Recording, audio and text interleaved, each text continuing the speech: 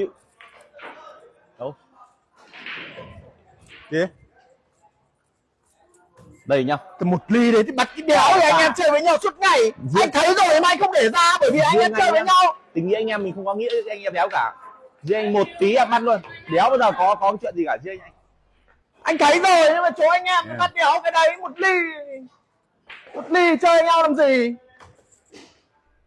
Ôi, nghỉ mẹ đi. Lại ván này đấy. Lại cái đéo gì? Ông đi bắt cả tôi màn hình phẳng đấy là cái điểm yếu nhất. Màn hình phẳng là anh bắt đúng vào cái đấy một ly bắt cái gì em? Anh xem nào, chưa? Anh thấy rồi. Em phẳng cho anh dai. Anh thấy rồi chứ phải anh không thấy đâu em dai. Mẹ em cay thật.